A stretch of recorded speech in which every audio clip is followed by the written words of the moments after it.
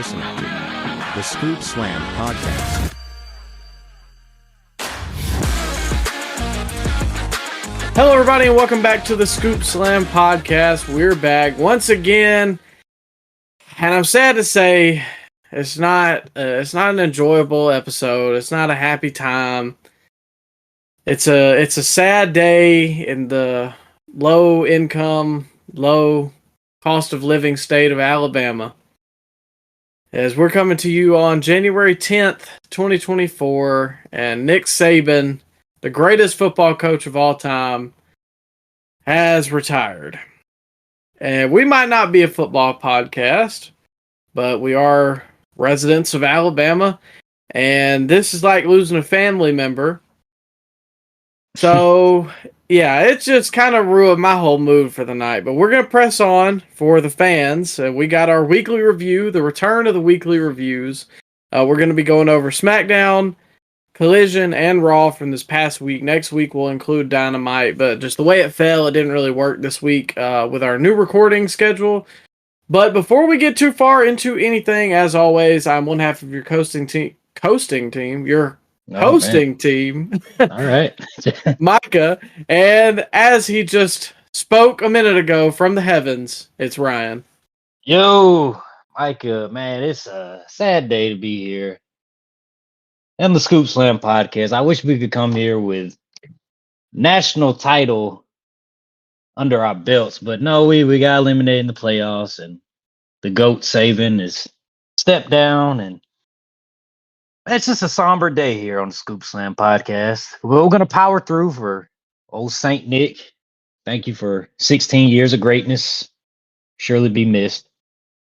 But yeah, man, let's talk about some wrestling throughout the week. It was a newsworthy week, Micah.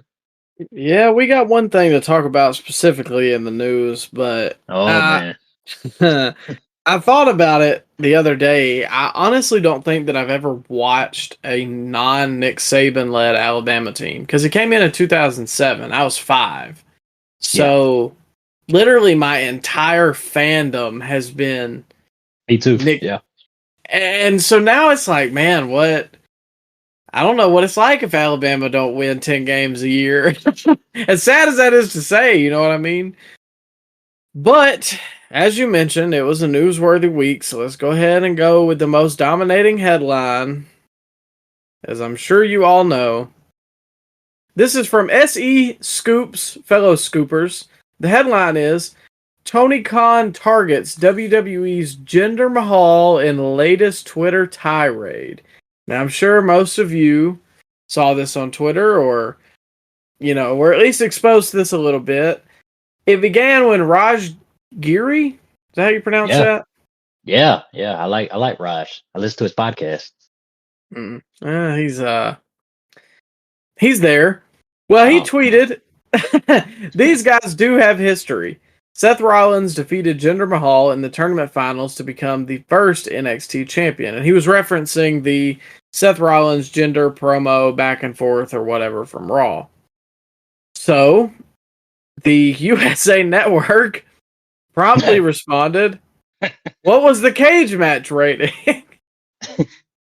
Hilarious. A good rib, and as we all know, Tony's a big fan for cage match and uses that to base some of his booking decisions. Well, oh my God. Well, hey, call a spade here on the Scoop Slam Podcast. Yeah.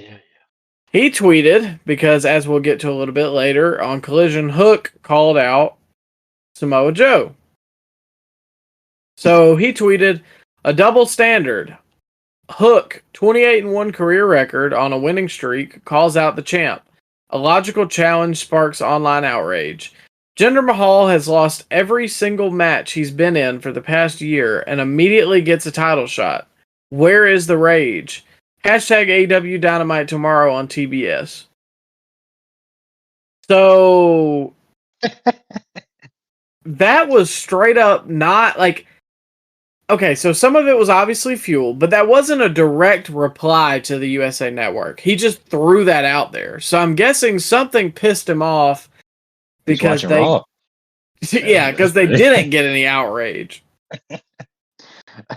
bro was watching Raw and he couldn't stand that Jinder Mahal segment, which I liked, by the way. But it's crazy that set him off. Really? I guess you would think it might be some of the Punk stuff, but well, Or here we are. Or the Jericho allegations, but Oh no! What allegations, Ryan? oh yeah, it's the safest company in the world, Micah. It's so safe. We're safest. We'll put this safeness up against anybody's safeness in the world, Micah. We're safe. We'll put this rapist up against anybody in the world. Oh, well, come on! Oh, we don't want to get hit for a lawsuit, Micah. It is but a joke. It just rhymed. Allegations. Everything's allegation. I'm not accusing anybody. I was just making a joke. Well, I mean, I wasn't in the room. yeah, I wasn't there, but it's certainly interesting story. Well, he then direct replied to the USA Network with their comment of what was the cage match. Oh yeah. He quote tweeted it. A moral victory for USA is one win more than their world title challenger Jinder Mahal has in the past 364 days, because it's been literally a full year since he won a match. You really put AEW in our place getting Jinder Mahal in a big match on your TV show. Do it more often. So Jinder didn't do nothing wrong, man. He didn't deserve that. I understand his gripe, because I also question, like, what's the booking? But I also don't own... Exactly. I also don't own a rival company. I saw one of these comments that said, does Tony Khan know that wrestling's predetermined? So, and the funny thing about this is it writes itself, because in order for him to know that Jinder Mahal hasn't won a match in a year, he had to look it up on Cage Match. Oh no. You think so? I mean, how would you just know that off the top of your head? Maybe he watches the product, Micah. I mean, we've been hot lately. I mean, I watch the product, but I don't follow it that close. Well, yeah, you got a point. It's crazy though, because Jinder, you see Jinder reply? Oh yeah, we're getting there. Oh, okay. The table's still being set. So then Jinder comes back after literally not tweeting for 2 years. Yep. And he said, TF is Hook. Watch Monday Night Raw next Monday. So that was pretty much all he said. Great response. Which was pretty hilarious. Just because it makes it even more funny from the fact that he didn't tweet for 2 years, logged back in to say that, and then deleted it right after, because he didn't say anything else. Jinder's been getting a cult following online lately, Micah. Have you been seeing all this? Oh man, they're trying to convince everybody online that his WWE Championship run was good, and Oh no, they said that? Yes. Like, okay, so I saw this entrance that he had, and this was back when they had cool stages. Well, when he walked out, the bottom was like a flame or something that was kind of following him, and then it came out to be the flag. Yeah, that was his entrance. Well, somebody said, this is what you call aura, and they were like trying to hype it up online, and he's getting this cult reaction following of people trying to what's the word I'm looking for? Wishful think or have nostalgia for his run. And I remember people talking to me about it, and I didn't even like wrestling at the time, or I wasn't following it, but they were like, I'm not watching anymore because of this. It wasn't. Oh man, let me rephrase this. I enjoyed his ascent to the top because it happened so quick and it was so absurd. But when it happened, it was hilarious when he beat Randy Orton and seeing everybody's shocked faces, because he literally he was released from the company a few months before that, and he got hired back, and he was jacked, Micah. He was like Jinder Mahal ate Jinder Mahal. Like he had PEDs from The Rock. He was yoked. And then he just won like a fatal 5-way or fatal 4-way on SmackDown one week, a random fatal 4-way or fatal 5-way. And he became #1 contender after not winning any matches since like 4 years before that or something crazy like that. And at the time, the word going around on the dirt sheets, I keep my ear to the ground. Well, it was that they were trying to get a strong arm in India, a stronghold in India, I'm trying to say. But yeah, so they put the title on Jinder to try to get more fans in India. And I guess it worked. He was champ for about 5 or 6 months during that time period. The SmackDowns were very low drawing and the ratings were not good. But Jinder did have a presence. He did have he had the look. He had the two Stooges. They were basically like J&J security that he had with him.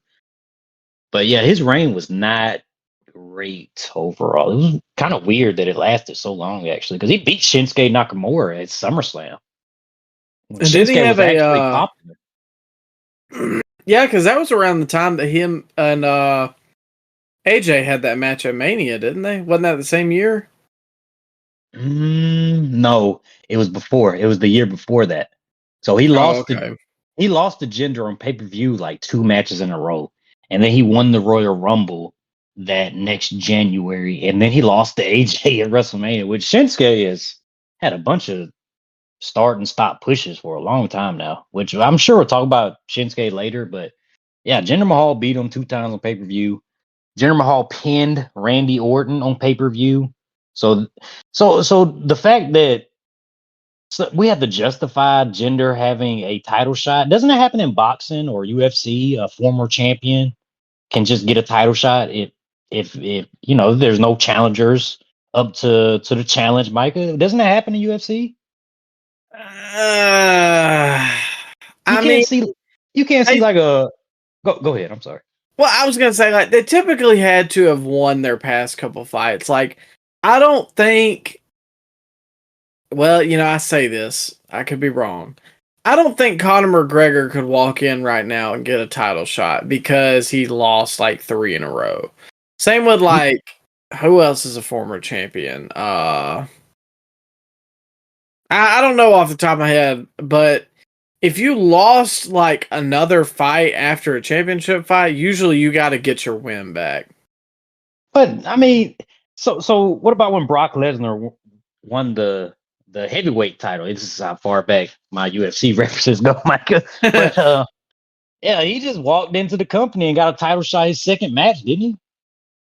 It was early. I don't know if it was second though, but let me research that real quick. It was early though. He lost to Frank Mir his first match, and then I think his second match he had a match with Randy Couture, and that was for the world title. And then he beat Frank Mir after that.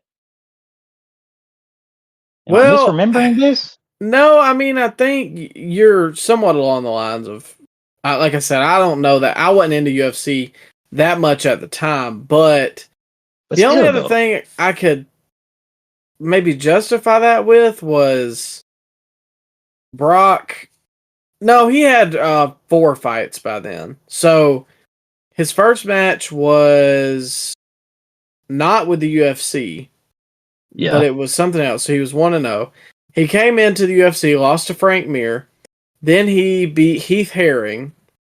Then his fourth MMA match, but his third UFC match was Randy Couture for the UFC Heavyweight Championship. Yeah, see? I'm just saying, Micah, if you're a former world champion, it's not out the realm of possibility you would get another title shot. I mean, who is Hook beat? Who's Hook's biggest guy he's ever beat? Jungle Boy? Jungle Boy? Maybe. I honestly can't tell you off the top of my head. Didn't he wrestle Jungle Boy in London or wherever? Oh yeah, that was the big real glass stir. Oh yeah, did he win that match? I don't remember. Yeah, pretty sure he did. Okay, well that was the last marquee match he's won. I mean, has he done anything else? I mean, not that I can remember, but typically he's involved with the people we don't care for. So Oh, we skip. But still, though, he hasn't had any marquee rivalries, marquee matches, and he is getting a title shot against Samoa Joe. That, I mean, that's a more of a questionable booking decision than having Jinder Mahal challenge for Seth. Seth Rollins, a guy that he has history with, a guy that he wrestled for the inaugural NXT Championship 12 years ago. Yeah, I mean, I don't see that as a big deal that he would get a title shot. I think Hook getting a shot before Jinder makes more sense to me. It was the same way with like Come on. no, I'm being serious. I mean, and we'll talk about it later because I wanted to talk about that promo, but Oh man. it was kind of the same with like Miz. Like Miz has been beating like a drum for forever, and then just he's going for the Intercontinental Championship. Now WWE has always been like that. They don't really care. They might have a number one contenders match if it serves a purpose, but it's sports entertainment. If it makes sense for the storyline, they're going to do it. If it don't, okay, it don't matter. AEW is apparently leaning more into the sports-based presentation. So the rankings... Are they? Well, Are they? that's what Tony said after the success of the Continental Classic. Oh, okay. How many matches Abaddon had on television before she got a title shot? Well, we're getting there. But Okay. so I think the Hook thing does make more sense, but to me it's like is this really the hill that he wanted to die on? Was this that big of a deal to him? The owner of a company.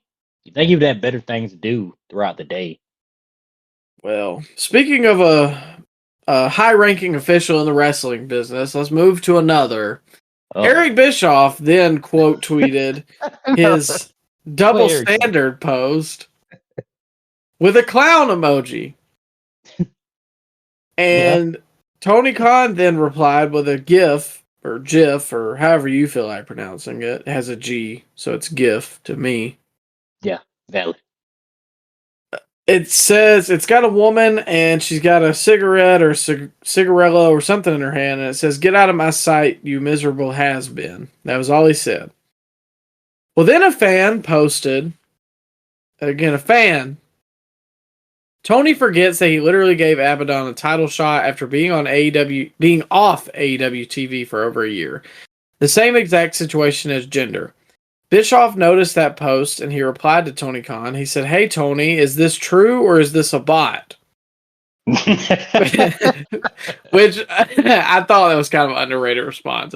It was kind of funny.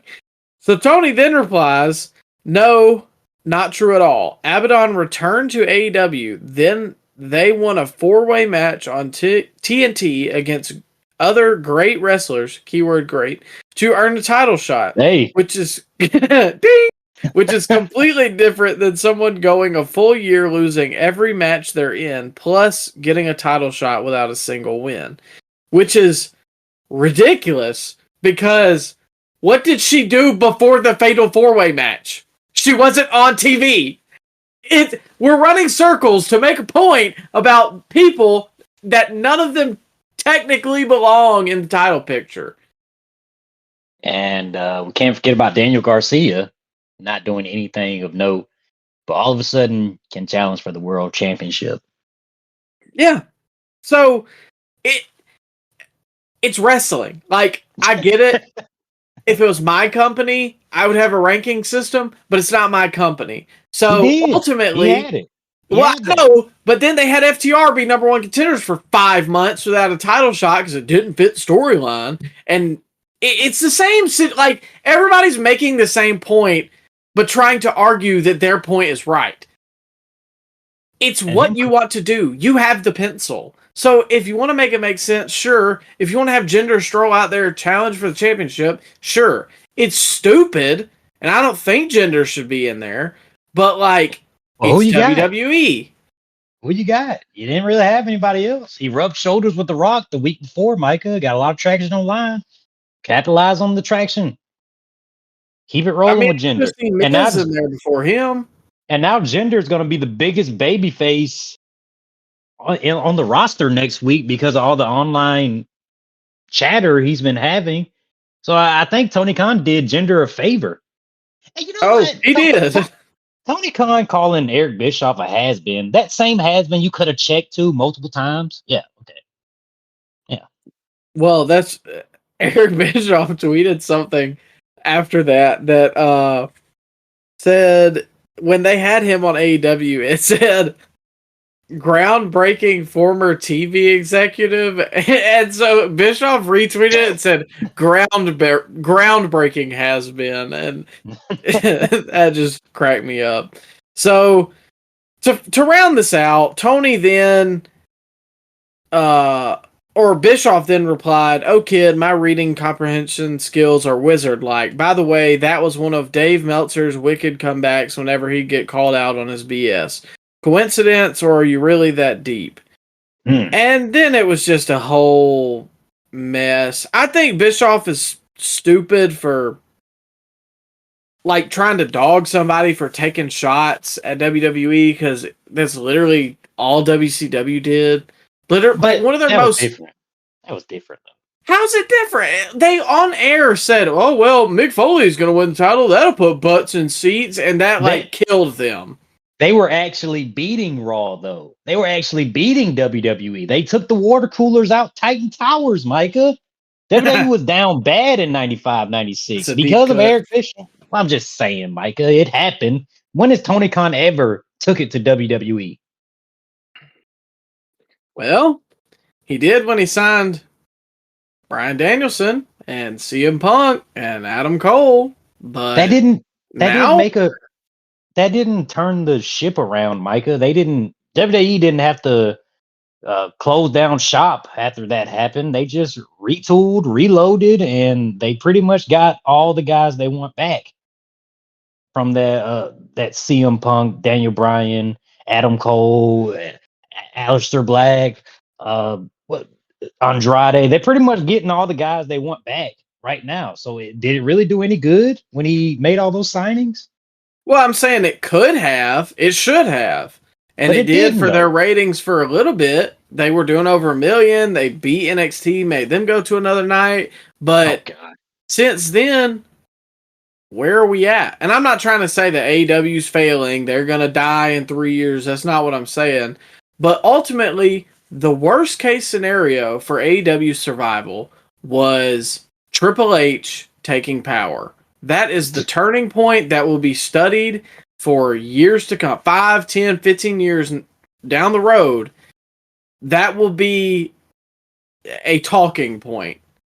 And the fact that Tony Khan continues to trust these EVPs and Chris Jericho with advice on how to run his company, that's going to be a big talking point in the rise and fall of AEW DVD that's going to get released. Or we don't have DVD.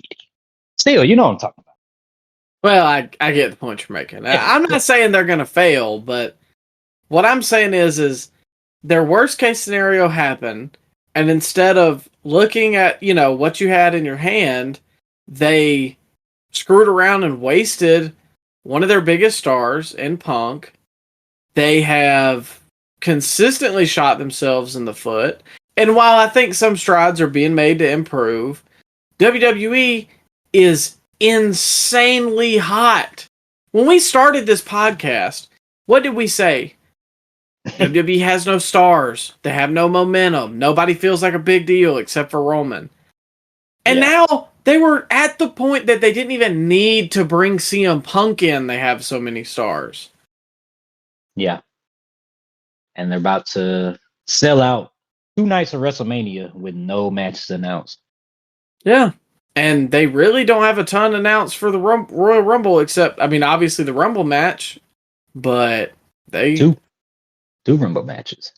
Yeah, and they got quite a bit sold for that, too. So, we'll be there, so...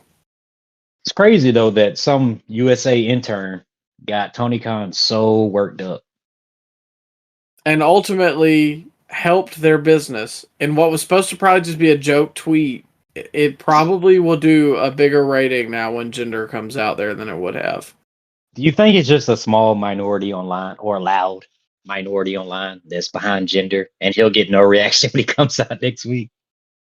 I think with the WWE crowd, his reaction probably won't be huge. I think if it was AEW, he'd probably be the biggest babyface. Oh yeah, and they're Like in Little Rock. if they had that smart fan audience, is what I'm saying.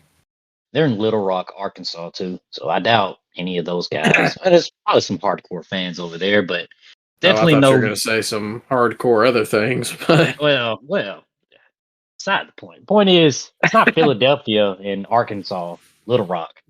So don't expect a Bad Bunny like pop for Jinder next week. I'll be cheering for him, but I don't know about that crowd.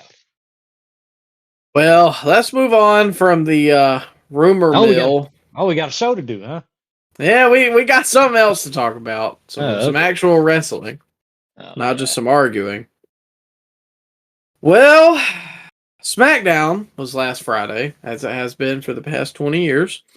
And there's a couple talking points. One of the biggest coming out of it was the Bobby Lashley Karrion Kross segment. Bobby Lashley was in the ring doing a promo talking about what the new year holds for his nameless faction. Him and the Street Profits. I don't know what they're... Do they have a name? The Hurt Profits? I don't know. Okay. I don't think you can put that on a t-shirt. Nah, I thought B-Fab was with them, but apparently not. Well, Shantae is doing something. He's walking around backstage. They got something for him, apparently. Nick Aldis does. Well, anyways, then as they're talking, Bobby wants to be the Almighty again. The Street Profits want to be tag champs again. The lights go out. It's the House of Black. No, I was playing. Karrion Kross and Scarlett come on the screen. And then Karrion Kross walks out. Excuse me? What did Hope they didn't do that. I don't even think that's PG. So, Karrion Kross and Scarlett walk out, and the camera pans to Bobby and them in the ring. And they got their best shocked face on. Well, then Paul Ellering walks out from behind Karrion Kross, and in the ring is the AOP, and they lay out Bobby and the Profits and stand tall as the re-debut of AOP and Paul Ellering. So to start this off, I got a couple talking points, but I'll let you go first.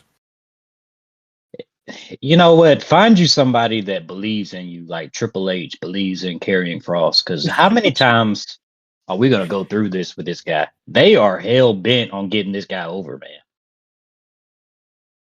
That's one of the things I wrote down. So, I mean, at some point, broken clock is right twice a day. Something's got to work for this guy. They're patient with him. I'll give them that. They keep on trying to find him something to do. He's got a new faction around him. I don't think... Have you ever seen a faction that has two managers in it? When's the last time that happened?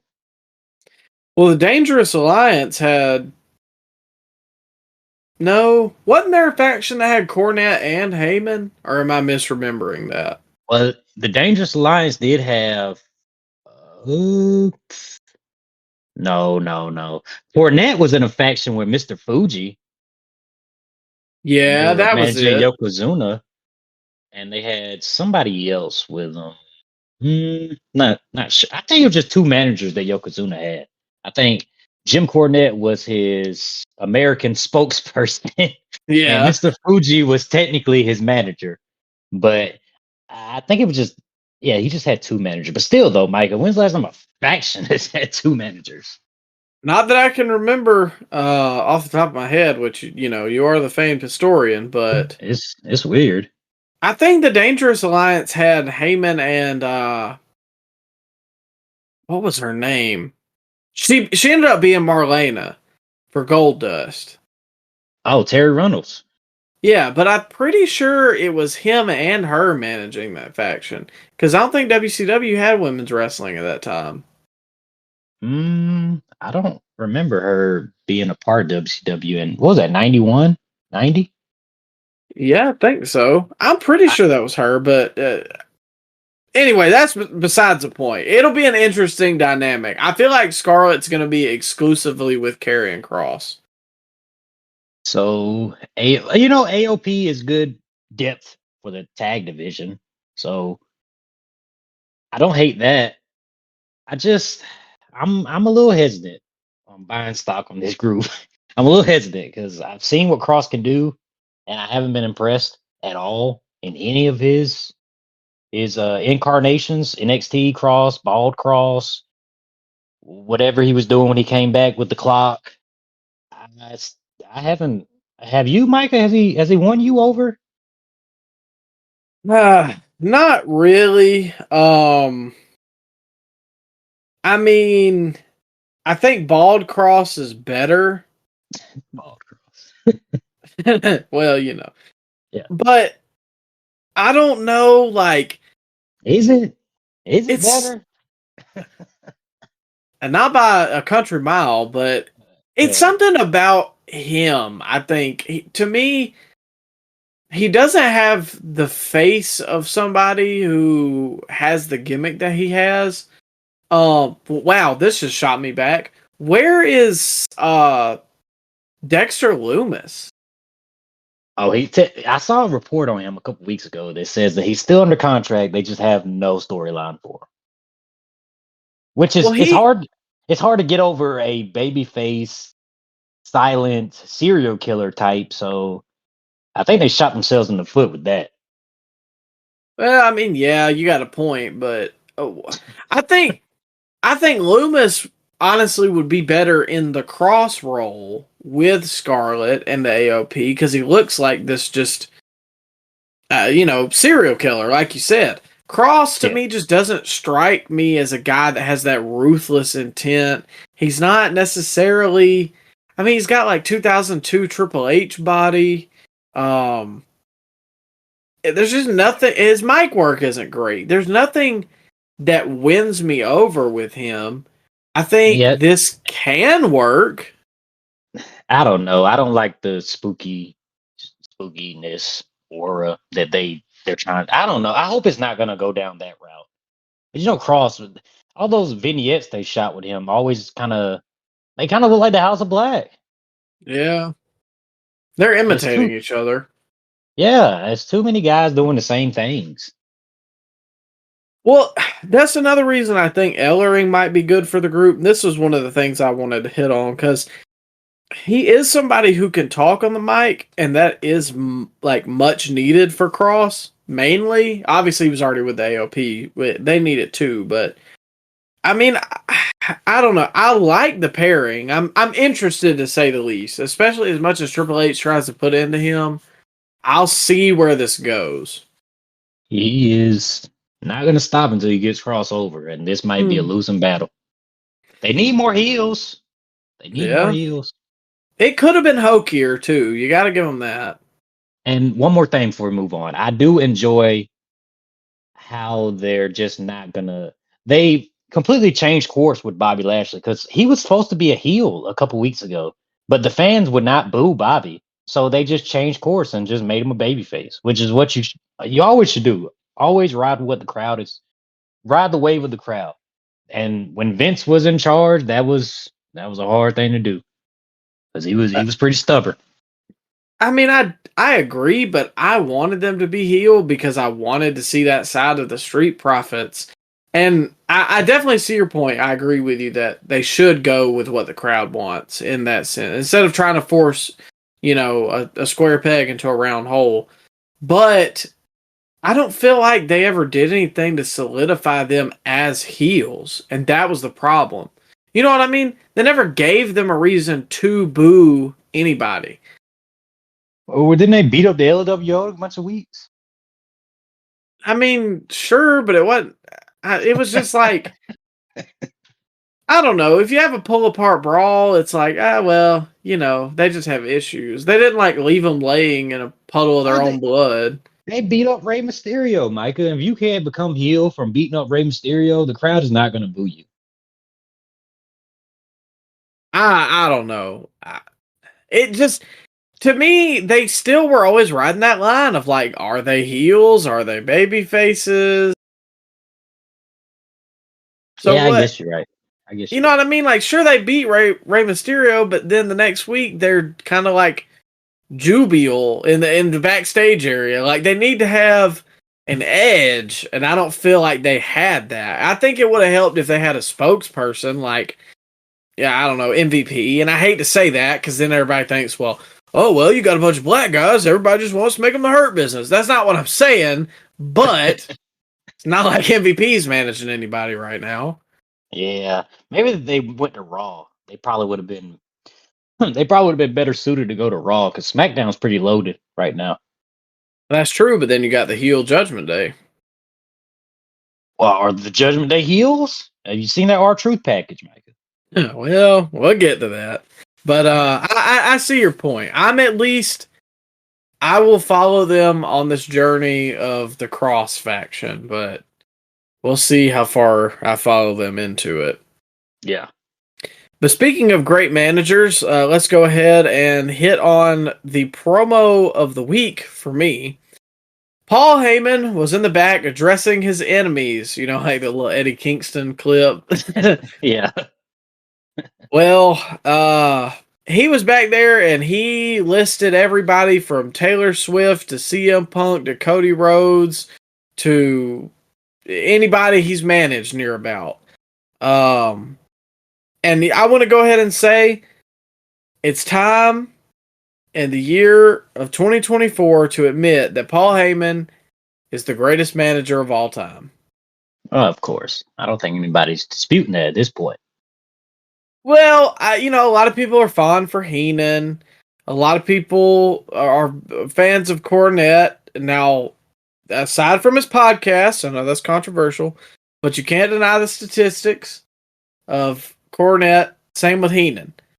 But, Ryan, you said this to me the other day. This guy was in WCW at the same time as Cornette. And he's still around today in a top spot. Yeah, that's crazy. Look at the guys he's managed. Yeah. Steve Austin, Brock Lesnar, Big Show, Kurt Angle, CM Punk, Roman Reigns. I mean, come on now. That's a who's who in wrestling right there. Yeah, just about anybody would know anyone off that list if you walked down the street and asked them who that was. Yeah. And while I like Cornette and I like Heenan, and Heenan's got some stars. Cornette has some, but mainly his forte was the Midnight Express. And in today's day and age, that's not necessarily a well-known team to people outside of the wrestling bubble. Heenan's got Andre, obviously, and some other big names, but I don't know, man. Heenan's longevity, he's like LeBron. Yeah. Yeah. And you forget just how long he's been around. Like you said, he's been around since the late 80s.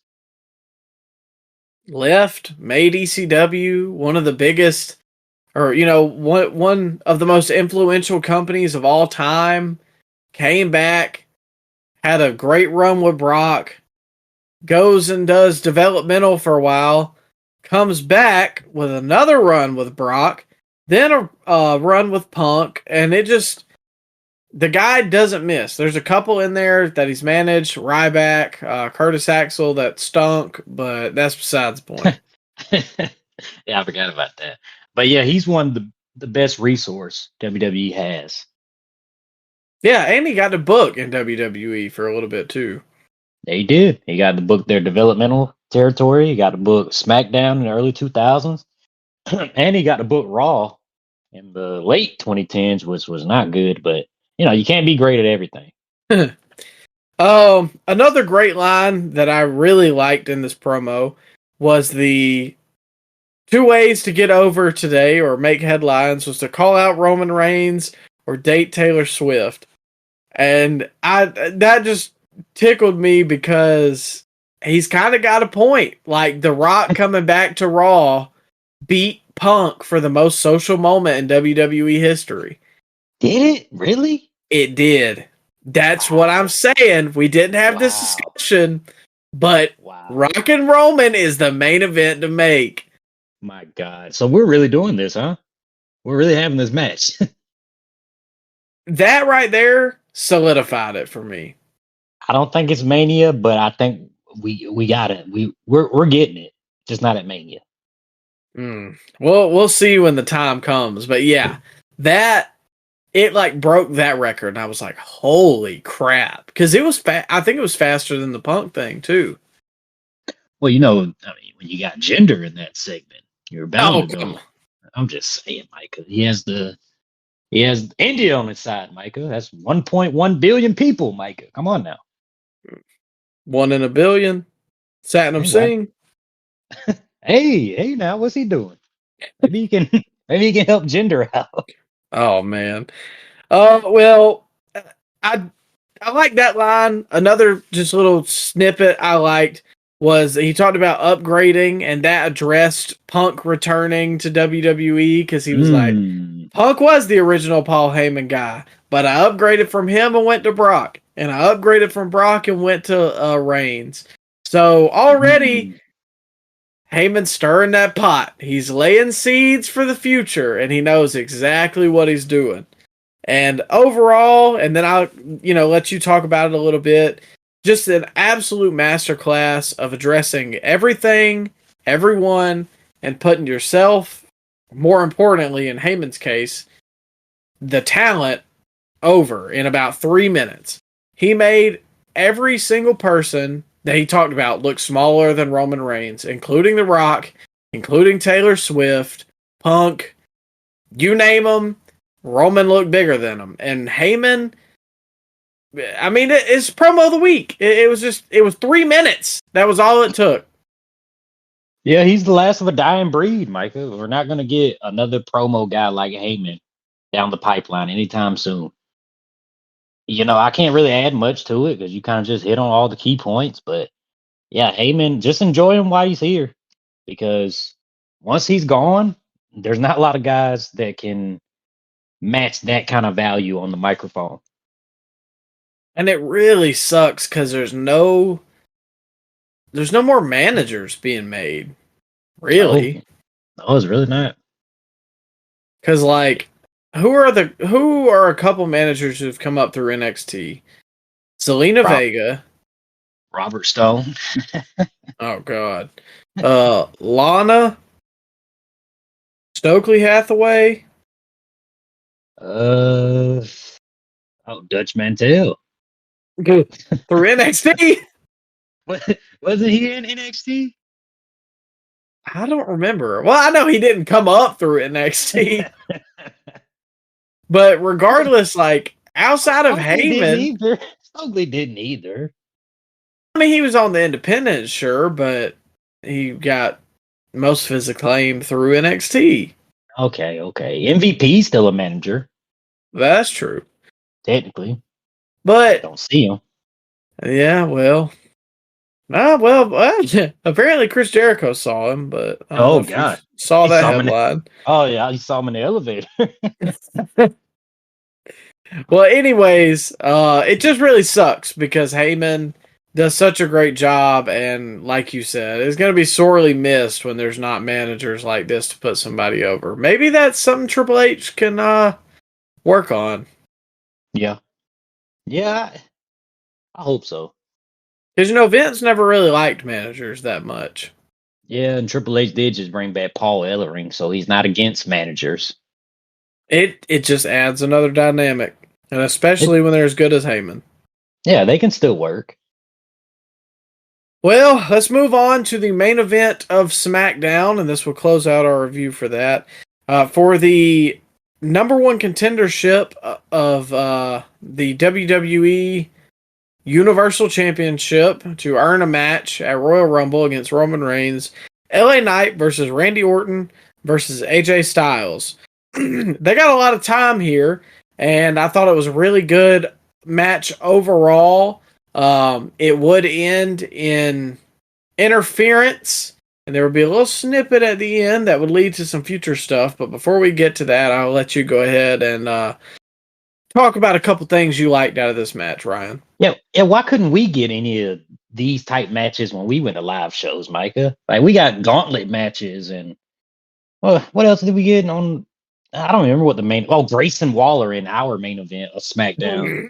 But this crowd gets AJ Styles, LA Knight, and Randy Orton, and a great match, I might add. Yeah, but yeah, pay-per-view quality. Yeah, why did we get this? Tag team turmoil, brother. Oh, come on. Well, LA Knight got some color, which was jarring when I seen it, but we've been getting more and more blood lately on WWE programming. I don't know if you've been noticing or not, Micah. Becky got blood last week in the Nia match, and then LA Knight a couple days later gets blood in this match right here. I don't know how it happened, so I don't think it was a hard way. Well, but yeah, it kind of looked like they were trying to, but AJ, because like AJ was clocking him with like the knuckle, but it was like he couldn't get anything to come out, and then he threw LA Knight out, and then he comes back up with some blood. So I think they were trying to hardway it, but it just didn't happen. Yeah, but still, though, you don't see that on WWE programming often. Remember when Finn got blood at WrestleMania? They stopped the match. Oh yeah, it definitely, especially on TV. It might happen on pay-per-view, but never on TV.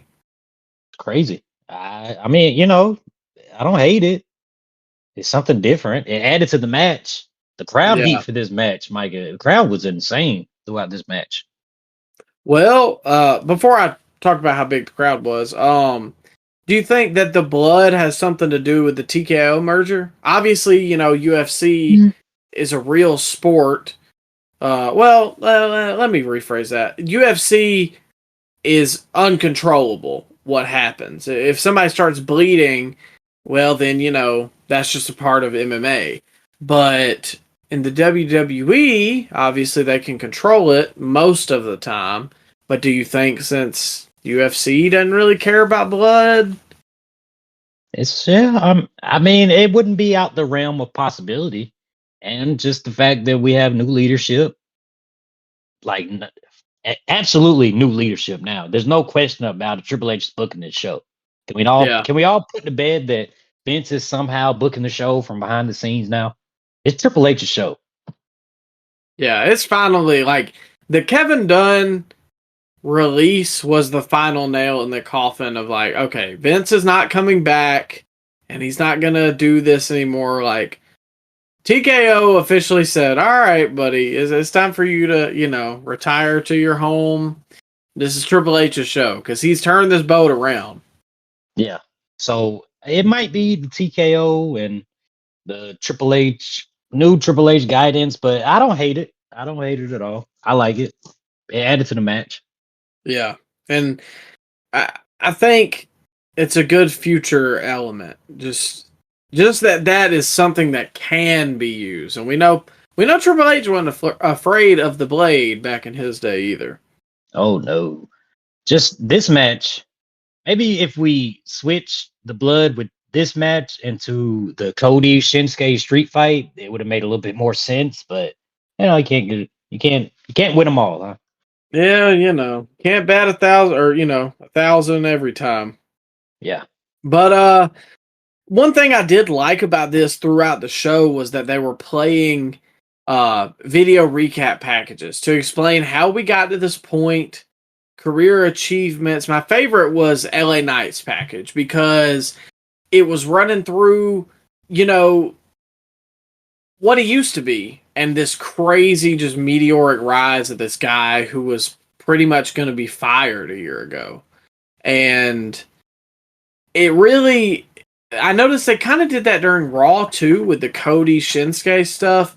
That's something that I think is a huge hook for people coming in for the first time. But even as somebody who's watched the show, like I watched last week's show and I've been paying attention, so I know what's happening.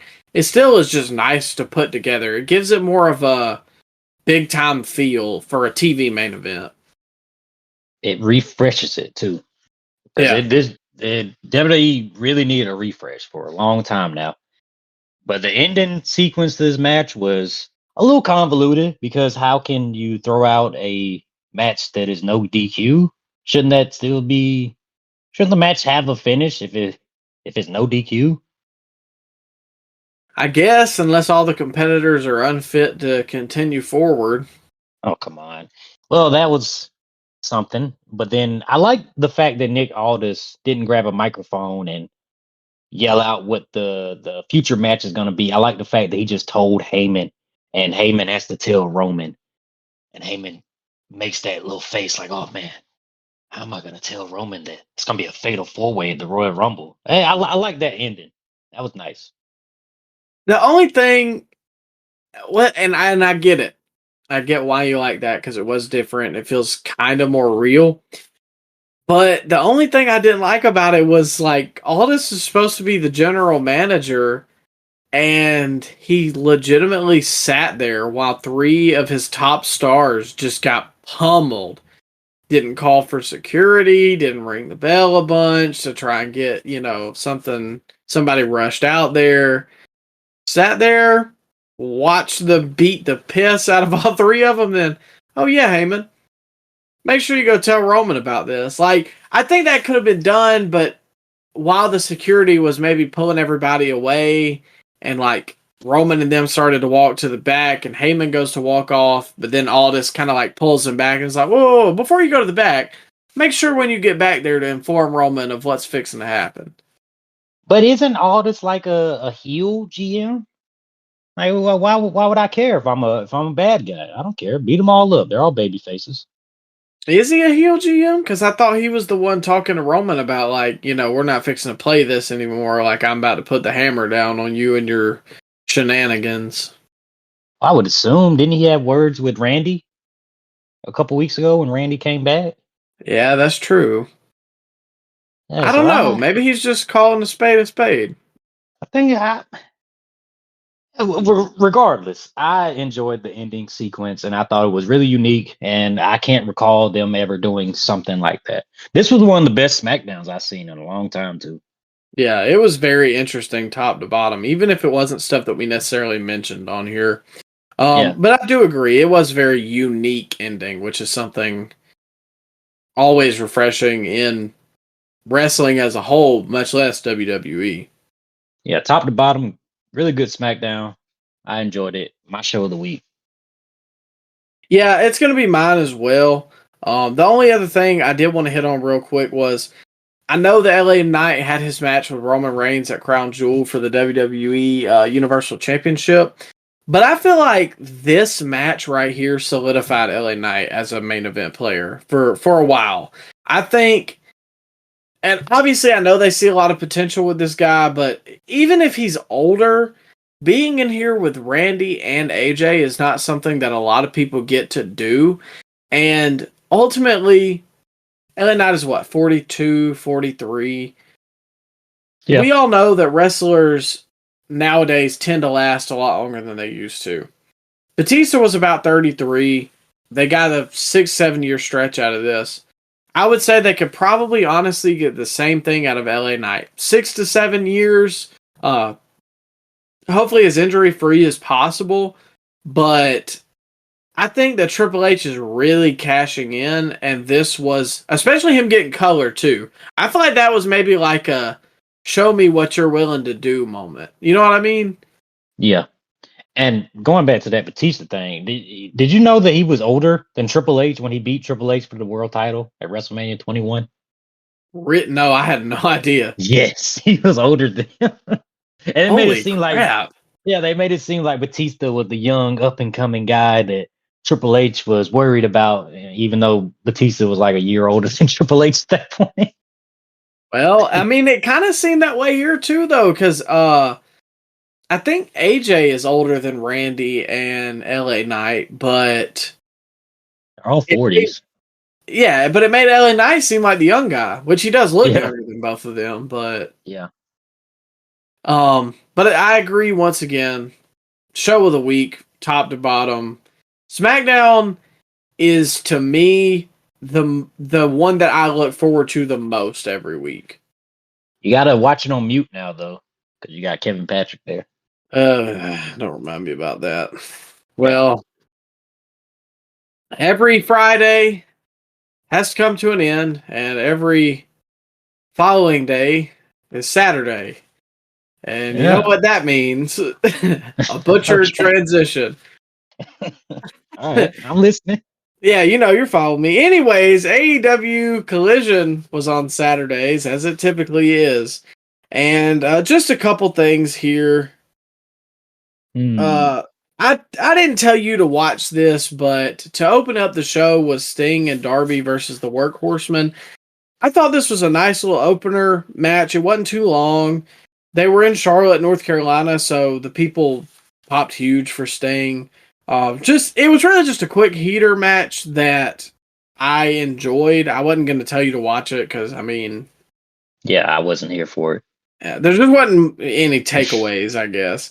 But I did want to comment on a spot we see a lot mishaps occur when they try to clothesline somebody over the top rope. You know what I'm talking about? They get stuck. They don't fully rotate them over.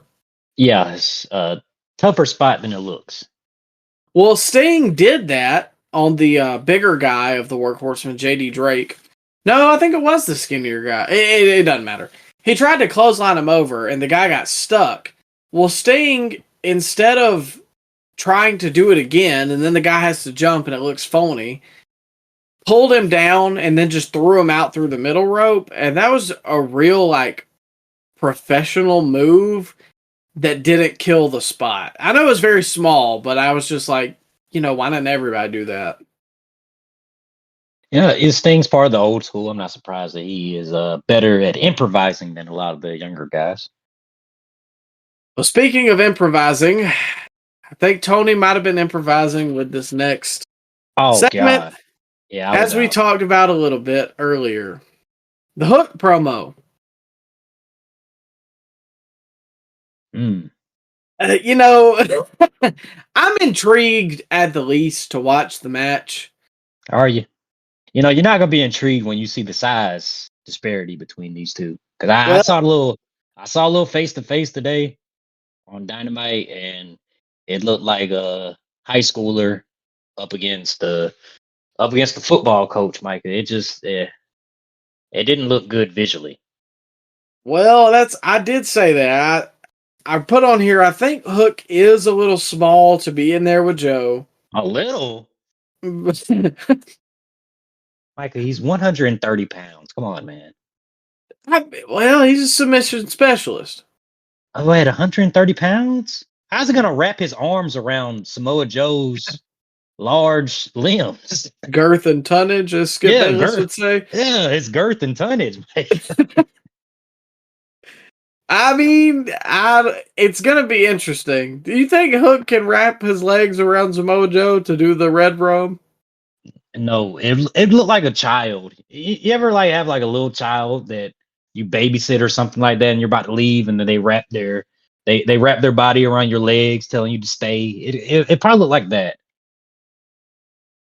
Well, I don't know. Obviously this was a big hoopla over the weekend, as we talked about already, but I'll give it a chance. I typically give stuff a chance that you wouldn't, so. And Taz is just he's putting it over on commentary, but I'm just not buying it. Sorry, Taz. He wasn't on Collision. I'm talking about the Dynamite face to face I seen. Oh yeah, see, I hadn't watched Dynamite tonight, so yeah. Hook came out in a hoodie, looking like a school shooter, going face to face with Samoa Joe. Come on, man. I give it a shot. That's all I can say. I'm not sold on Hook on the mic though.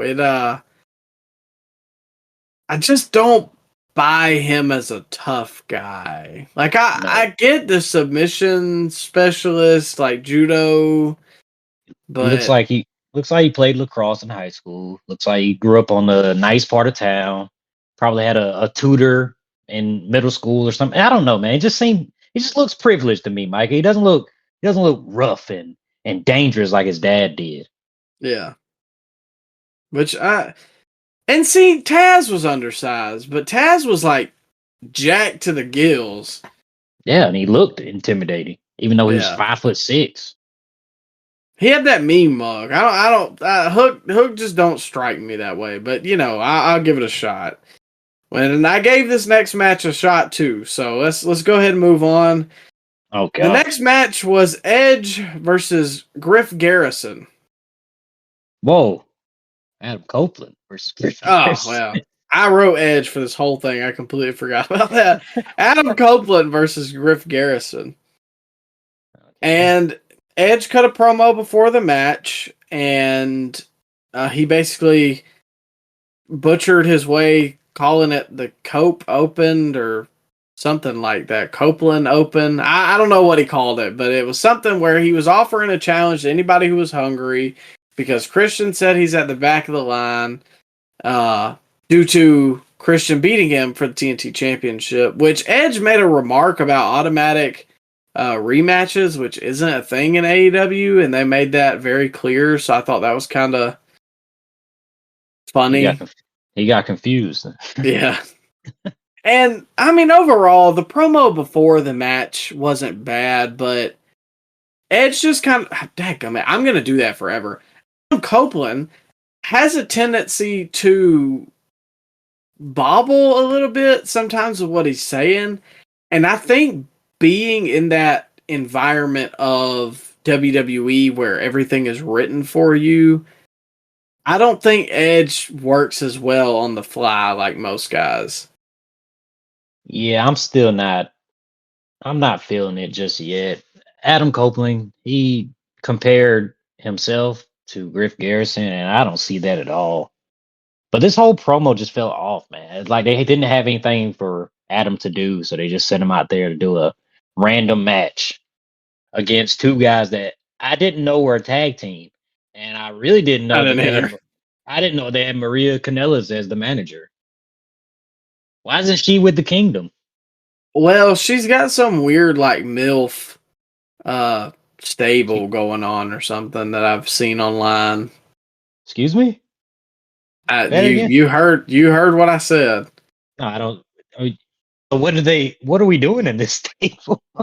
She apparently, and see, I only knew that what's the other guy's name that Griff was with? Oh, from Tony D'Angelo's group? Yeah.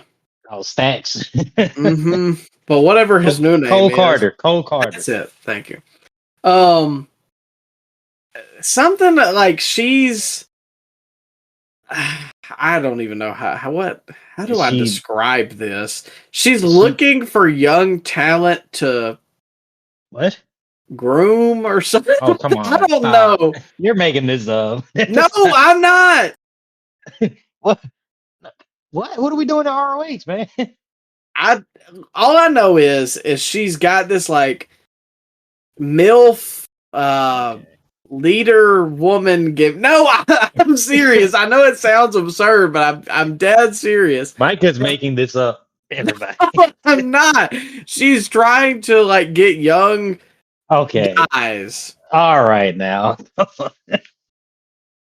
If this doesn't make you tune into Ring of Honor, I don't know what will. Oh, so she's doing Lana's gimmick? Because isn't that what Lana's doing? Yeah, kind of. Except Maria's got a thing for the younger guys, I guess. Oh, okay. All right, then. Okay. So eat your heart out, Brian Alvarez. Oh man, you're gonna make them bury us on the newsletters, Micah. Don't do that. Well, I'm sure we're not far off from that, anyways. It was weird to see Adam Copeland and Maria in the same segment together because I was thinking back. I remember playing their Road to WrestleMania on SmackDown versus Raw 2009. Oh my God. Do you remember that? Yes, you just sent me through a blast through the past with that. Holy crap. she was the GM, and Edge basically just did the whole Vicky Guerrero storyline just with Maria on the road to WrestleMania. Man, the road that we're gonna have to have a whole episode on old WWE games. They had great road to WrestleMania stories. Oh yeah, man. It's just crazy to see that was what 16 years ago. Jesus Christ, Yeah. my And now they're God. both in the ring in a different company, which Maria I could believe, but if you would have told me Edge would have left, I never would have thought that in a million years. In front of 2,000 people. This is what Oh, come on. I'm just saying. Well, how you feel about Griff Garrison? Well, We gotta be nice here. We gotta be nice. I'm trying. That's a New Year's revolution of mine. Was I'm gonna try to give some stuff a chance more than I used to. Yeah. And Griff and Edge to me don't have that many things that are in common between them, other than they were both tall and blonde and lanky. I've seen children slap harder than Griff Garrison slapped Edge to initiate this match. Yeah, he's got to work legs too. That's embarrassing. I mean, I've got thicker legs, but I'm like 5'7", so Bro, I mean, he got to change the trunks or something then. I mean, you can't be wearing trunks with legs like that. I mean, put some tights on, brother. he could use a weight plan. That's What? for sure. They have no wellness policy, man. Just get on the gas. Come on. I'm not saying that. I'm not gonna. No, I have no issue with steroids, but I'm not gonna tell anybody to take them. take them. Get on that. Get on that rock stuff. Ryan falls into peer pressure. Rock is definitely on that gas, though. Yeah. Can we? Are we disagreeing on that? Oh heck no! I mean, all the actors do it, but my God, he's bigger now than he ever was in WWE. Crazy. His voice has changed too. Did you notice that? Mm-mm. His voice is different. What do you mean, like deeper? It's kind of like distorted, man. He doesn't sound like if you turn on a clip of 2011 Rock and you listen to current Rock, he doesn't sound the same. I don't know what PEDs Rock is on nowadays, but I didn't know PEDs changed your voice like that. I'd have to listen to him back to back because I didn't really notice it, but maybe I'm in the minority. It's crazy, man. He's huge though. I'm very interested on how they're gonna do a match with him being that juiced up. Well, I don't know. He might have to lose a little bit, but then again, though, I mean, most of that match is just going to be aura alone, just kind of like it was between him and Cena. Yeah, and the aura with Edge and Griff Garrison here. Well, my final comments, there was nothing overly egregious about this match, but I just don't feel like, with the way that Griff Garrison's been booked in AEW, that this should have been competitive. I understand if you're trying to like remake somebody, but the company's been going for 5 years now. You can't just reintroduce these people into a match with a Hall of Famer. Like, that's not the way to go about it. If you're trying to reintroduce somebody, give them a mean streak. There's better ways, but I think Adam just took a liking to this guy because he did compare him to himself. He compared Griff Garrison to a young Adam Copeland. And then Nigel said on commentary, I don't know if you caught this, but he said, he looks more like a Sexton Hardcastle to me. Yeah, I did hear that. It kind of popped me. But still, though, I think it's just Adam liked him, so he decided to give him a shot. He probably just saw him in catering and said, hey, dude, you look just like me 20 years ago or something like that. And out in AEW, just if the boys get an idea, Tony will let them do it on TV. But, like, is that enough justification to be like, oh, yeah, we have so much in common. He looks like me. Okay, Yeah. well, I mean... Of course. Is he nearly as charismatic or as good at wrestling, or does he... Well, he does have the attractive woman with him, so I guess he's got that going for him, but... I don't know. I don't see the likeness. No. And our man Brooks Jensen, we had him on the podcast. These guys were tag partners on the Indies. I think we can see who the Marty is in this situation. Well, I wasn't gonna say anything, but I'm saying it. no disagreement from me. But let's move on because Edge won. We all know that. Or I'm sorry, Adam Copeland. Yeah. Watch your mouth there, buddy. Following this was a promo in the back between Flair, Sting, and Darby Allin. Nice little promo. I thought it was kind of odd to have Flair with a guy like Sting who can pretty much cut a promo for himself. Which, I mean, I'm not saying he's like, a master wordsmith or anything, but he does what he needs to do. But, it worked. I didn't hate it. It's just Darby was in the background with his hands in his pockets, like had nothing to say. He was just out of place there. What was he gonna say? No, he didn't have him there if he's not got anything to say. That made him look like a Make-A-Wish kid. He didn't even. He was just there in the background. What was he there for, Micah? He had one line. Now, if you ask me what it was, gun to my head, I have no idea. But he did say something. I don't remember him saying anything. I don't understand how that helps Darby by him just being in the background. I guess it's guilty by association type mentality. Well, I probably shouldn't say that when we're talking about Ric Flair. Ric Flair. But I think him being in the vicinity of stars like Flair and Sting probably helps him. Maybe it's just me, but I don't think just being around legends gives you the rub. I think actually doing something with the legends, that probably would get you the rub. Well, I think Darby's already past the point of needing that.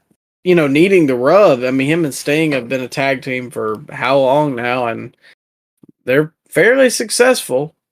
Yeah, I guess. But is Darby in a better position than he was before he started teaming with Sting? Yeah, I think so. Really? He was in a program with CM Punk when he first came back? Or was he with Sting when that happened? Yeah, him and Sting were already together. But he was having pay-per-view matches before Sting got there. He was AEW's first match on pay-per-view with MJF. Yeah, but to me, how was he in a better spot? Well, I wasn't there day one for AEW, but I knew who Darby was because he was with Sting. I guess, but it's not like he ascended to main event levels while riding Sting's coattails. I think he's in pretty much the same spot, and when Sting steps away, he'll be in the same spot. I don't know. I think he's a bigger star than he was when they got together. He has fought for the world title on multiple occasions. I think guys have passed him by, like Adam Cole and Swerve, guys like that. I think they passed him by. You think Adam Cole? He's in the top storyline right now, Micah. Okay, if I'm starting a company and you ask me who, no, you hate Jay White. I do, but it's how they treat him on the show, Micah. I'm just saying. Darby's not in the marquee programs. He's just Sting's tag along. Well, that's because they don't ever do anything. Like the Sting match on the pay-per-view is made a week before the show. So that's my point, though. They haven't done anything of note to make you take Darby as a serious main event level threat that's going to be here for years to come, like they have with Jay White or Swerve or I don't know, man. It doesn't seem like he's in that main event level. I feel like he's still mid card, and when Sting leaves, he'll still be mid card. See, I think it's the other way around. I think when Sting retires, Darby will be more main event because he won't be thrown into the tag match. And that's not Sting's fault because that could be a marquee match, but it's not booked properly. How many singles matches you think he's had over the last 2 years? It's got to be less than 10. Darby? Yeah. He was TNT champ. What was that, last year? Yeah, but like he had a couple month run. Was he on every week wrestling one-on-one matches? I don't know, Mike. It just doesn't seem like he's in a marquee spot. That's all I'm saying. Well, I will agree to disagree with you on that one, but no, he's in singles matches all the time. Maybe I just missed him. I think you have, but that's again why personally I think the best thing to do was to have him and Sting in a one-on-one match at Revolution, have Darby go over and them kind of celebrate as like the apprentice beating the master, but No. What do I know? We're getting the EVPs versus Sting and Darby. That'll put butts in seats. Oh, yeah. Well, the main event for AEW Collision was another tag team that could have faced Sting and Darby Allin, and it would have been better. FTR versus the House of Black, which was just Malachi and Buddy this time, in a main event that got a lot of time and ended with some shenanigans. But nonetheless, I'll go ahead and hit a couple things here. I thought there was a really nice pin break by Buddy where he came off the top rope onto Cash, who then fell in a pile onto the pin. I thought that was interesting because it wasn't like a crossbody either. It was like some kind of diving knee. Oh, attack. The Meteor. The Meteor. Oh. Yeah. All right, Excalibur. I thought it was a really nice false finish with the Shatter Machine into a broken pin for Malachi, because I really I bought that 100% Shatter Machine. It's done. And Malachi came out of nowhere to break it up. And this is just small stuff that I enjoyed about this match. And we both know, the listeners as well, if you've been listening, I'm not a huge fan of the House of Black. I know you're not a big House of Black fan either. No. But I thought that this was a good showing for them because it wasn't too hokey. And they are good in the ring, all of them, to me. And I would love for one of them to be a singles guy and the other two to get a tag team run. Instead of just meandering in the trios division, let Malachi be the centerpiece and let Brody and Buddy win the tag titles or something like that. Or let Brody be the centerpiece if Malachi is limited to tag matches due to injury restrictions or whatever. Then do something like that. 'Cause, it's been like 500 days since Malachi's had a singles match on Dynamite. Yeah, I can buy it. Is that whole group that signed? Malachi, Andrade, Miro, they have Keith Lee, all these guys have very limited singles matches on TV, and I do not understand why. I don't either, because okay, so Andrade was a pretty big deal when he came in, and then it was stop-start pushes. Malachi, big deal when he came in, then he lost to Cody, then he got hurt, and then it was just never the same, even though they gave him a big faction. Miro, when I started watching AEW, was a world beater. I would have thought he would have been a world champion by now. He was destroying people on that TNT Championship run, got injured, never really came back, just now came back, and it's like, well, he's there, but is he doing anything? It seems like he only shows up for stuff that he enjoys to do, like work with his wife or, I don't know, feud with God. I don't know what he was doing. Or let other people work with his wife? I don't know what he's into, Micah, but yeah, and now I thought I saw something the other day that said that he's undefeated in the last 2 years of AEW. But then somebody said how many matches he's had, and it was something like in the single digits. But so it's weird how they treat all those former WWE guys. It's just a weird crop, because with Miro, like I said, when I came into AEW or started watching, Miro was on his TNT Championship run. He lost to Sammy, then got injured, I believe. Then faced Bryan Danielson at Full Gear in some kind of tournament, I think it was. That narrows it down. Yeah, go figure. Okay. Then he was off TV until June because he was on that show that Punk stage dived and broke his foot. Then he was gone until like Collision. Yeah. He stormed in Tony Khan's office.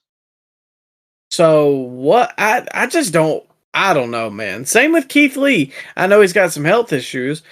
I would have thought Keith Lee would have been a world champion by the way he got brought in, and they haven't done anything with him. Yeah, it's a very low singles matches that Keith Lee's had to. It's a weird situation. I don't understand it. Maybe it's a lot of the former WWE guys just don't want to do jobs, so they don't book them. I don't know.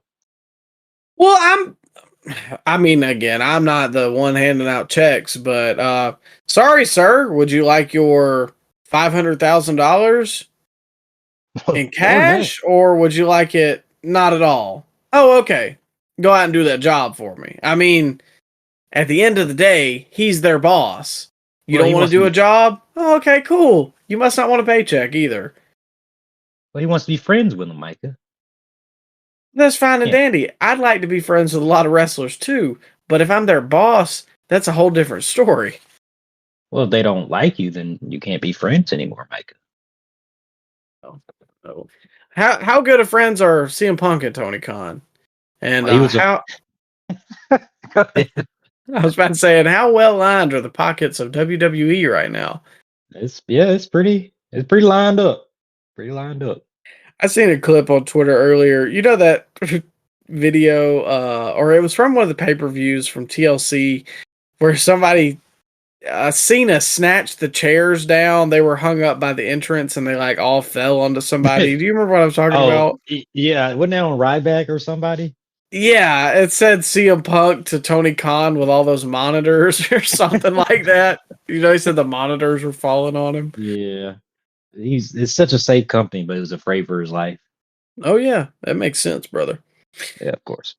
Other than that, I thought the Garcia interference running out was a little random. I don't know where he fits into this. They're trying to make him a big babyface. Did you see that clip last week of Tony Khan coming out after the show and saying that we're going to see a lot more Daniel Garcia in 2024? He's one of the biggest, youngest stars that the company has, or something like that. He was sucking them off live on camera, basically, after the show, Micah. I don't understand that. And I mean, the guy's an all right wrestler. He's not like the worst they have, but he's skinny, doesn't have just a crazy amount of charisma to me. Mic work is okay. He's all right in the ring, but I mean, he's good Lord, he's not Shawn Michaels or Bret Hart, but that's what everybody online thinks. Whoa, Micah, come on, man. You're forgetting the best part of his act. The little dancey dance. Come on now. You've done that dance before. Don't act like you hadn't done it. Well, you know, late at night. Okay. Whoa. Hold on. I think we've all done that dance late at night a little bit. All right. But regardless, though, yeah, Daniel Garcia, man. I don't know. And everybody, like, if I put that on Twitter, I would get hate. People like Daniel Garcia. Yes, people love Daniel Garcia, and I don't get it, like, at all. Are you sure? I'm not seeing it on the reactions for the crowd. You don't, so like, you don't see this online? I don't see the actual live audience. I haven't seen that. I haven't seen it translate to that. Maybe it's just I just haven't been looking at the AEW Twitter sphere like you've been looking. I'm telling you, every week I see something about they need to push him, or he had a great match, or They need more focus on him. Like somebody said that it would be a grave mistake if they didn't re-sign him. What? Oh, Bro, yeah. come on, man. So you telling me, all right, Micah, you're making this decision. You're Tony Khan. You got money for one guy. You got to choose between Ricky Starks, Daniel Garcia, or I don't know, Keith Lee. Who you re-signing? You only got Starks. money for one. Yeah, of course it's Starks. No, who cares about Daniel Garcia? That's not even a question. Keith Lee, maybe, but he can't stay healthy. Starks, without a shadow of a doubt. Yeah, it's not a guy. Daniel Garcia isn't a guy you should be building around. He just doesn't have it. He doesn't have the Yeah. presence. His in-ring ability doesn't stand out from everybody else. Yeah, he's a good wrestler, but there's 85 good wrestlers on that roster that wrestle just the same. And he does that little dancey dance that gets a little reaction, but that's the only time he's gotten reactions from the audience is when he does that little stupid dance. And I'm sorry, Disco Inferno got reactions when he did his dance too. That doesn't mean that WCW should have built around Disco Inferno. Good point. I have no complaints or no issue with what you just said. I'm just saying. And that is the biggest problem with some of AEW stuff to me is, oh, this guy's so great. He's a great wrestler. You've got, like you said, 85 of those on the roster. You don't need great wrestlers. You need stars. You need somebody who can go out there and command the presence. You don't have that. You've got like 5. Jay White doesn't go out there and command your attention. MJF does. Samoa Joe does. Does Daniel Garcia? No. No. So, overall, I thought this was a really good main event on a collision between FTR and House of Black. There's nothing crazy. It did exactly what it needed to do. I did really enjoy the match. I thought that it might have done the House of Black better to pick up the win here, but I can understand why they went with FTR. But honestly, and I say this as a big fan of FTR, I think I would have rather seen the House of Black win. Yeah, it was a questionable ending, and then the aftermath was not needed at all. Like, did we really need to beat up FTR in their hometown in front of their family, and then have the crowd chant House of Black after that? Because the crowd wasn't booing the House of Black; they were cheering them. Mm-hmm. And no disrespect to Dax's family, because it's not exclusive to his family. I cannot stand when they bring families ringside anymore because they're all horrible actors. Yeah, and so they're not good. The daughter didn't play ball, man. You gotta cry if your dad's getting beat up within an inch of his life. Come on now. exactly. And Kayfabe. Come on now. so that kind of ruined it for me. Just like when we were at that collision in South Carolina, I think somebody came up, I think it was Big Bill, he came up to like get in Cash's mom's face and she just laughed. And then it's like, dude, now it's just fake. Like, I don't care. Yeah. Dax's daughter looked like she was annoyed and she didn't look concerned for her father. I didn't like that. Don't show her on camera if she had that face. Yeah. The only person that I can remember, like Chad Gable's kids were good. They were also younger, so I'm sure that like they weren't keyed in on it. But Sami Zayn's wife at that Elimination Chamber, I was like, this is a good not wrestler, person to have ringside. But 9 times out of 10, the wives are just kind of there, or they're way overacting, and the children either don't care or just, I don't know, oversell it. Yeah. Special little shout out to Izzy, Bailey super fan too, because they had an Iron Woman match, Bailey and Sasha Banks, and Sasha Banks made Bailey super fan cry on camera, and it was great. I missed that. I've heard, I've seen her before because she's got like a following on Twitter or whatever.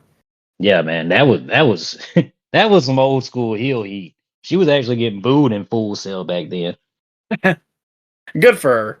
See, that's what we need. In 2024, we want more crying kids ringside. Oh yeah, I'm with it. F them kids. Well, we'll move on to a more kid-friendly show, and that is Monday Night Raw to close out the week in reviews. Week in reviews? Oh boy, it's getting late. Yeah, it sounded okay. To open up the show, Drew McIntyre was in the ring, and he was out there doing a Paul Heyman, addressing his enemies and airing his grievances when he mentioned the name of one Mr. Phil Brooks. And CM Punk came out, obviously, in Portland. He's going to mention his favorite of all time, Roddy Piper, and make a couple old territory jabs here and there. But Drew and Punk had a back and forth here that I thought was really good, and I'll let you go ahead with a couple talking points you had, because there was a lot to get from this. Yeah, man. Drew's been like this for a while. He has really improved on the microphone. I can't really... Yeah, I really don't remember the promo that well, Mike. It was so long ago. But, yeah, what did Drew say in this promo?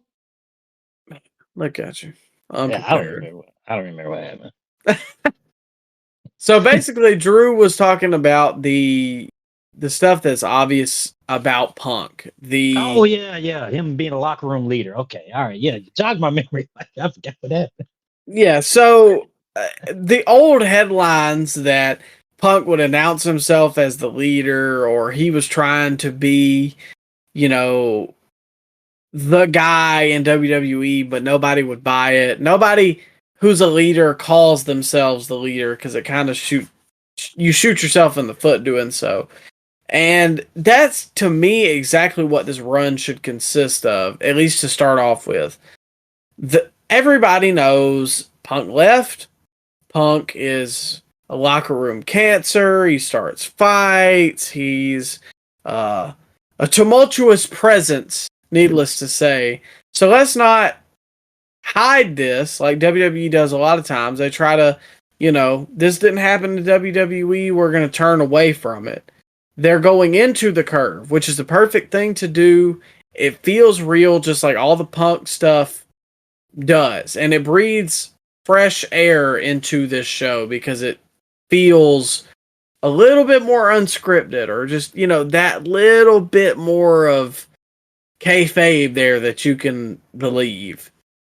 And Punk got a little upper hand on him, and he went to the corner and did that little, what would you call that? When the guy goes to the corner and they just kind of lean on both sides of the top. You know what I'm talking about, Micah? They lay on it like a hammock. I don't know what you call that. I always just thought of it as the Shawn Michaels hammock because he's the guy I remember doing that. Yeah, Punk got the upper hand on Drew, and he did that little Shawn Michaels hammock thing, as you call it. And then Drew took everything Punk said, and he just gave it right back to him. Because, guys don't really have a shortage of material to dive into on CM Punk now. So, yeah, Drew did well. And then CM Punk said that he was gonna eliminate Drew last in the Royal Rumble, which I thought was a good line. But yeah, man, good opening segment to the show, and Drew just keeps on proving why he should main event WrestleMania, which we all know he's not gonna win the Royal Rumble, but still though, it's casting a little doubt in your mind that maybe Drew can win. Maybe a Sami Zayn can win this Rumble. CM Punk is certainly the favorite, but there's a lot of guys that can win this Royal Rumble, and I like how they're building up multiple guys to be the favorites to win this year's Royal Rumble. Yeah, it feels, again, like just a lot of stuff is fresh with this Triple H run, and typically, at least the way I felt in the past couple years, was there was a clear, well, this guy's probably winning the Rumble. And you can say that about Punk, but Cody could win. That wouldn't shock anybody. Sammy? The Rock? Sammy might be a little far-fetched, but you could buy it. Yeah. Sammy is in the conversation. The Rock might be in the Rumble. There's a couple elements here of guys who, and a part of that is, like we said earlier, WWE didn't have stars. Well, now they are loaded top to bottom.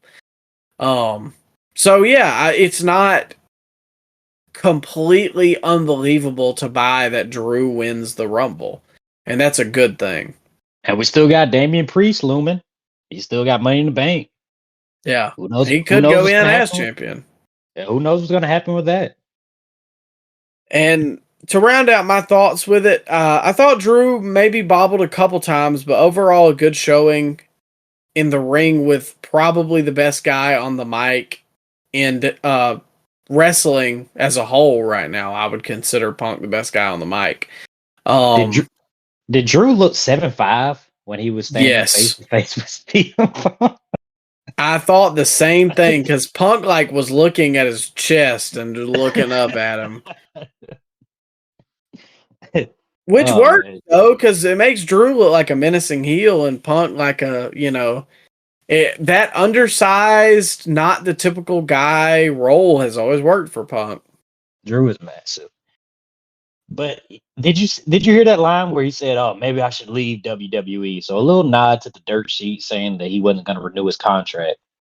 Yeah, that's the stuff I'm talking about, where they play on the headlines with the Punk stuff, and it makes it feel more real. And in today's day and age, that is the kayfabe that you can pull off. We all know wrestling is scripted or predetermined. Some people say fake. But there's rumors, and you don't know if the rumors are real or fake, or what they keep close to the vest and what they put out there just to stimulate something. So just like the Punk stuff, Punk to me is the only guy who really operates in kayfabe. I'm sure MJF. Come on now. Well, sure, that's true, but he's kind of gotten a little bit away from that with the babyface run. But Punk, well, he's talked to the board of directors. Well, he's still not going to show up. He shows up at Survivor Series. Well, Drew left the arena in a storm. Well, he still showed up next Monday. You know what I mean? There's something about Punk has always commanded realism, and it just feels like there's always a little something extra behind that. And you never know when he's gonna just go off script and go into business for himself. Yeah, eviscerate somebody. Yeah, it's not like he's capable of doing it at any point. He's just like Roddy Piper, honestly. Loose cannon, man. I like that. We need more guys like that. Mm-hmm. And to close this out, the promise of Drew going out last is interesting because Punk as a babyface doesn't need to fall down on his sword, if that makes sense, and trip up on his own promises. So that's interesting because if Punk is going to win, does that truly mean Punk and Drew are going to be the last two? And if that's the case, what happens to Cody or Gunther? A lot of possibilities can happen in this Royal Rumble. This Royal Rumble is really stacked, and that's insane to say, knowing that 4 of the top guys are in title matches on that same show. So we're not even going to get to see them in the Rumble, but it doesn't even matter. We're still going to get. That's not necessarily true. I think you could see some of them in the Rumble. I guess, yeah, you could, but usually if you're in a title match the night of the Rumble, 9 times out of 10 you're not going to be in the Rumble. I know it's happened. I think Brock did it a couple years ago and won the Royal Rumble, but still though, it's star-studded, even though that you would assume that 4 of the top guys aren't going to be in this year's Royal Rumble. Yeah, because like you said, Kevin Owens could win it. Yep. Sammy could win it. Gunther could win it. Yeah. The Rock is looming. What? Give me a surprise return. Who's surprise return in this men's Royal Rumble? Who you got? I think we'll get Mr. Kennedy. Yeah, I could see that. I'm gonna go bold. Okay, Tommy Dreamer. Oh heck no! I think If The he, Rock's gonna be in it. you think he's gonna be in it? Yeah. Call me hopeful. I think he shows up at the end of the match. The end of the Roman match. Nah, at the end of the Royal Rumble. Just a stare down between the winner. Maybe CM Hmm. Punk. Maybe CM Punk is the guy he stared down. Who knows, man? It's an interesting road to WrestleMania, but we'll move on. Overall, a good segment to open up Raw. To me, Yeah. Raw falls in the same category it does every week. There's some good stuff. There's a lot of stuff that's just filling time. So we only got two more things to hit on, and one of them I don't really have any notes. What are you talking about here? The R-Truth vignette. Come on, man. You can't dog this, man. Come on. No, I liked it, but I don't even know what to say.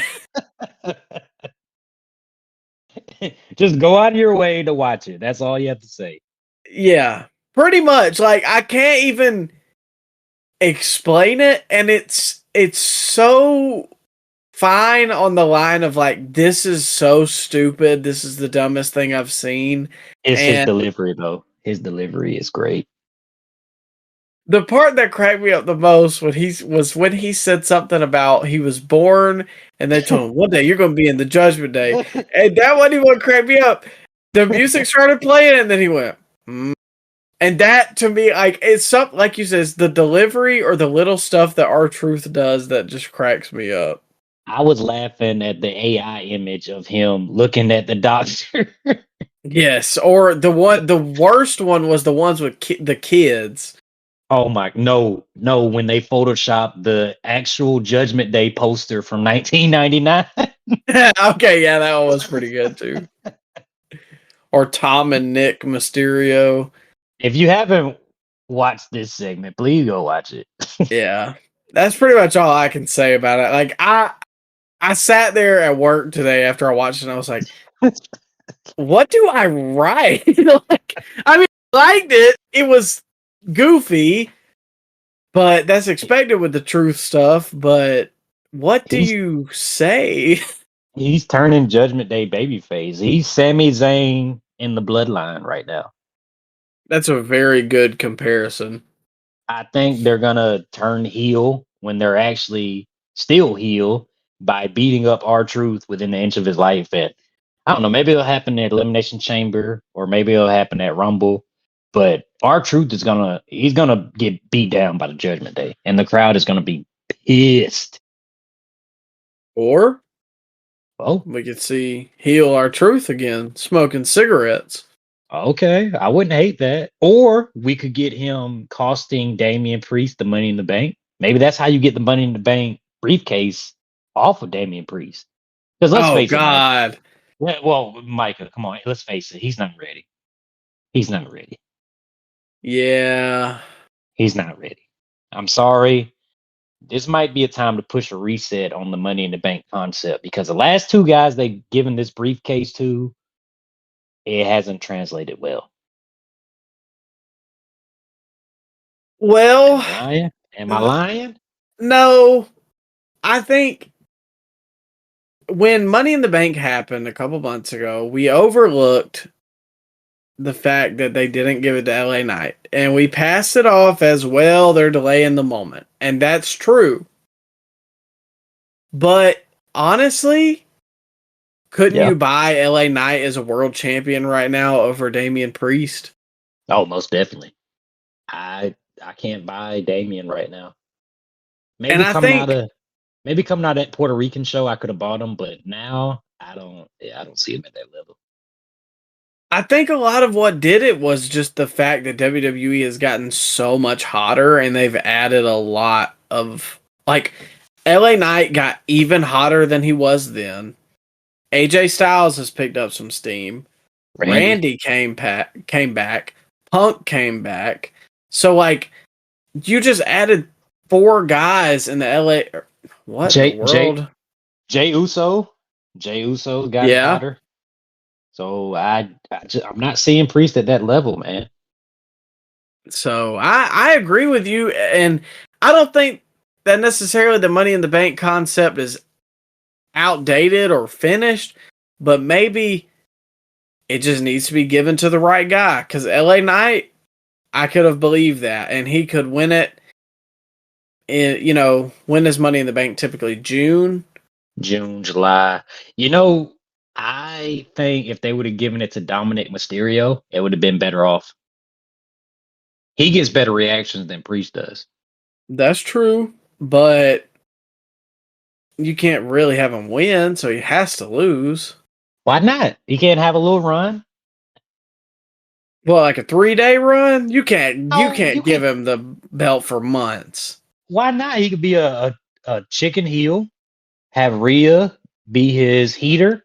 I think that could actually work. I think that would get. I think that would do well on segments on Raw, because if you look at the NXT ratings, NXT got its highest viewership with Dominic Mysterio as champion. I can't buy him as a world champion right now. You can't buy him over Damian Priest. I don't know. It's hard because Damien has a look. He just has no aura. Listen to the reactions, Micah. Come on now. Who gets the most heat? Yeah, but I mean, can you picture Dominic as a world champion? Chicken heel? Yeah, I can. He looks like 1997 Billy Kidman. But Except Billy Kidman was ripped. But he has Rhea Ripley beside him, Micah. That could work. They could get heat. They could get heat by cheating, and Rhea could beat up the dudes. Come on now. You don't think that could work for a couple months? I'm not saying do it for a year, 2 years. I think it could work. That's a hot take, but I see your point though with the Money in the Bank thing, and overall, watch the R-Truth segment. You'll be glad you did. But let's go ahead and close out the first weekly review of the year with our main event of Monday Night Raw: Cody Rhodes versus Shinsuke Nakamura in a street fight.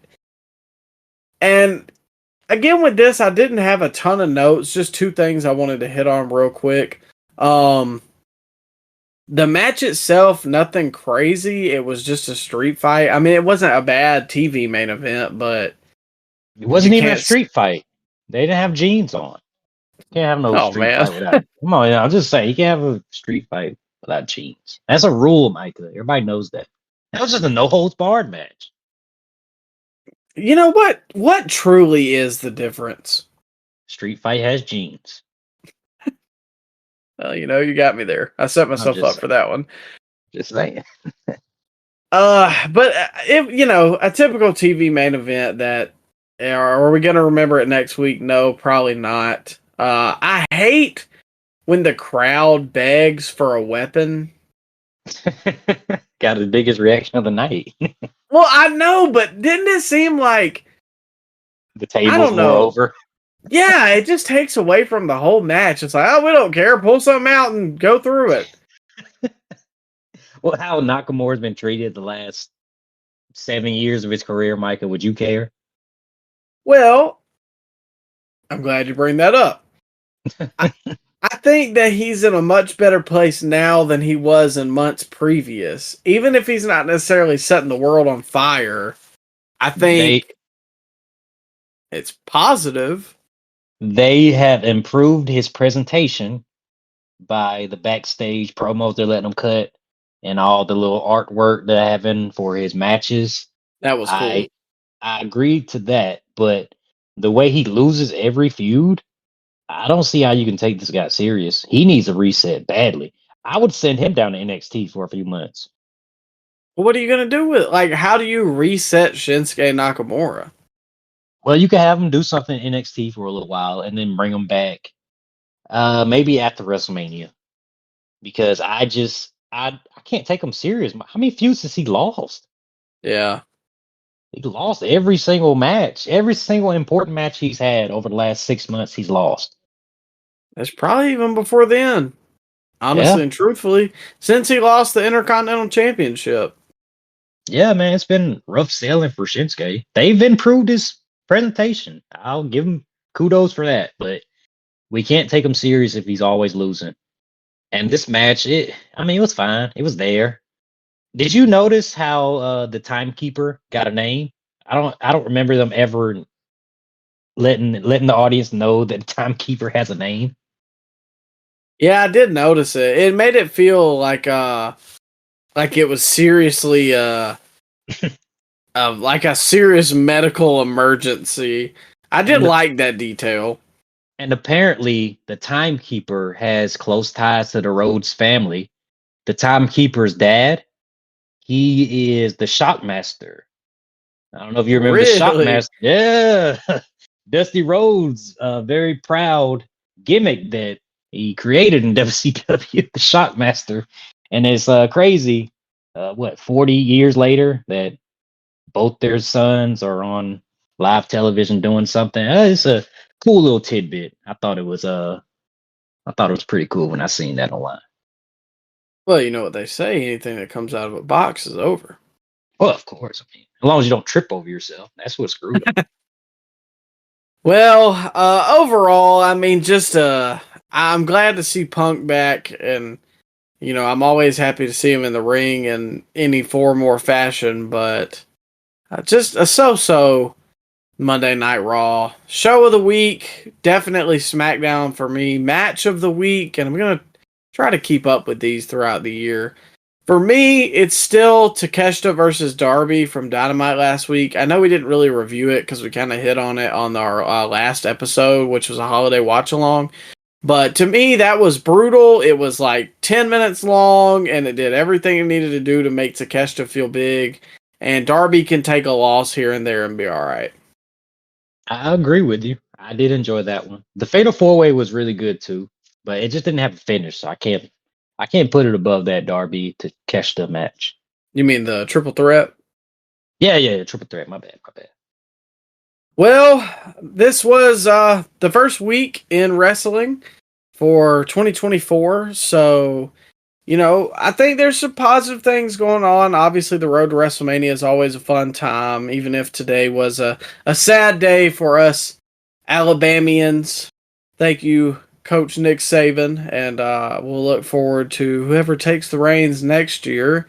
But the reins this year for wrestling is Triple H and Tony Khan, so let's see who can win Booker of the Year as WrestleMania season heats up and the road to Revolution is before us.